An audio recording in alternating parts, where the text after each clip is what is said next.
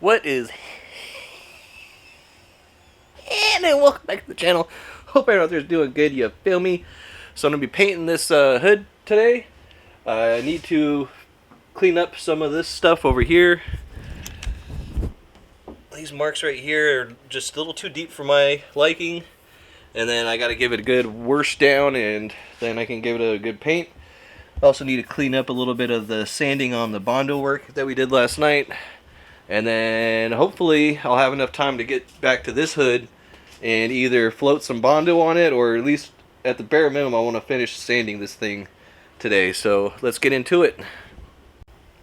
Alright, so I totally played myself today because I wanted some tacos, so I spent some time making dinner, and now it's dark.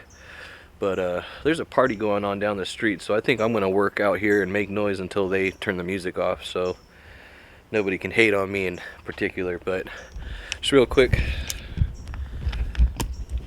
I did go ahead and sand down this area that I thought was gonna be a problem. I found a few other spots too that I cleaned up, and then I finished up the sanding the Bondo area, and hopefully I didn't go too far. It looks, I don't see any real indentations, but anything over there hopefully will be filled in with the sandable primer. So I'm gonna go ahead and get this table dressed up with some newspaper, spray this down, wipe it down with some alcohol, and then get the first coat of primer on it.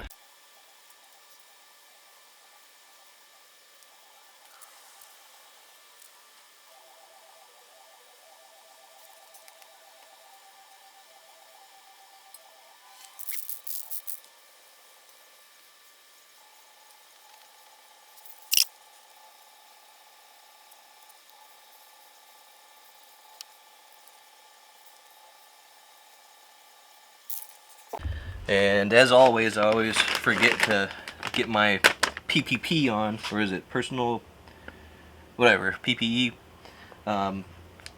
You want to use a respirator that is recommended for paint and spray pesticide applications. I got this from Harbor Freight for like 10 or 15 bucks.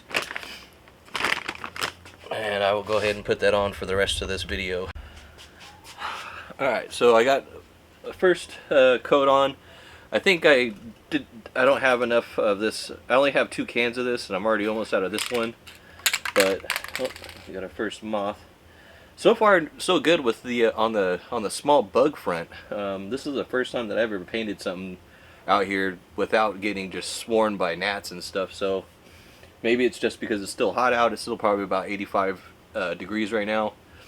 But yeah, you notice when I'm spraying, I actually am closer to like 6 inches away, 6 to 8 inches away from the surface, and I'm fanning it out, and then I'm releasing every time. So you're just maintaining the same exact kind of motion on every section. And the way I'm painting this is I'm kind of just doing this little side, this side, and then the base of it in separate shots. That way I can kind of focus on not.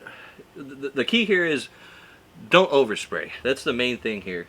And since it is primer, it's really not a big deal if you overspray, but the less amount of errors in your paint job, the faster and smoother the whole process will go. So I'm gonna go ahead and keep spraying this down.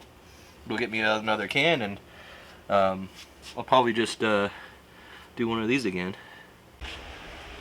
Alright, so I got 2 cans of primer down, and it's looking pretty good. I got a couple spots right here. It looks like it was either overspray or it was the end of the can, and it kind of just looks like shit. But yeah, so far so good. I think I'm just going to continue layering on primer. I'm going to let this go for another 30 minutes, dry it out, and then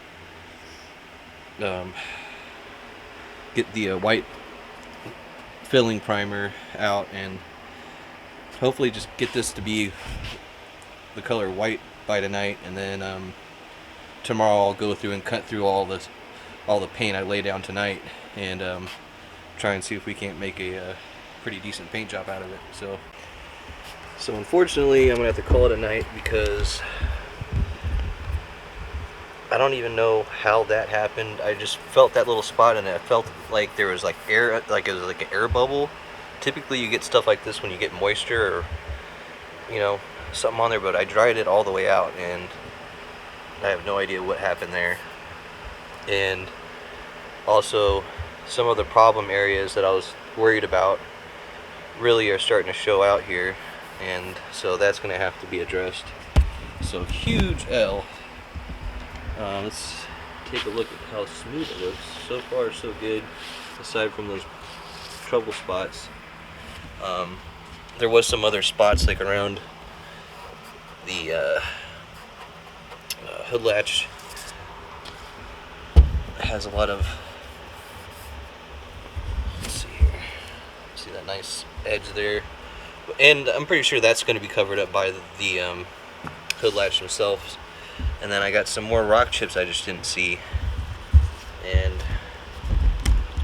it's a pretty big bummer, you guys, but that's what I was talking about. It's tedious work. It's a lot of doing and undoing and redoing and undoing, redoing and undoing until you finally got something good. Part of me wants to just keep spraying it and just keep building up paint, but because in theory the sandable fillable primer will fill the cracks and stuff over time.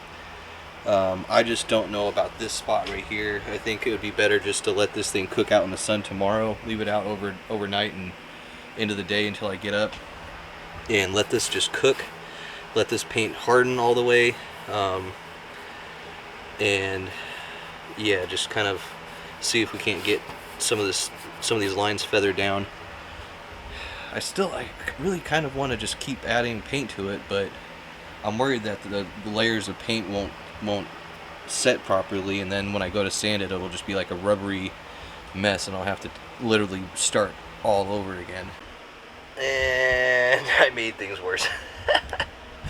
I did exactly what I knew I shouldn't do, and that's sand so close to after finishing spraying. So what happens is when you start to build that friction fraction, once you start to build that friction, it heats up the paint that's not dry yet, and you end up with this latexy, rubbery. Oh boy, just go inside, bro. Just go inside. Oh my god, I'm so stupid. The biggest issue with me filming these videos is the fact that like I'm trying to like act like I know exactly what I'm doing, but I haven't done any body work or anything paint wise in like 10 years pretty much. So it's kind of like I'm just out here just talking to myself, hey, you know, you shouldn't probably do that, right? You know, and then I go and do it. But let's talk about how we don't see, oh no, we still see shit. We can still see the hole for the hood pin, or the hood emblem. Oh man, this whole thing, I gotta just start over. I'm gonna leave this, I'm gonna go put this outside so it can get super dry. Oh man, I just need to end the video. I'm so stupid. Don't do anything that you saw in this video. What an idiot. I'll catch you guys in the next one. Peace out.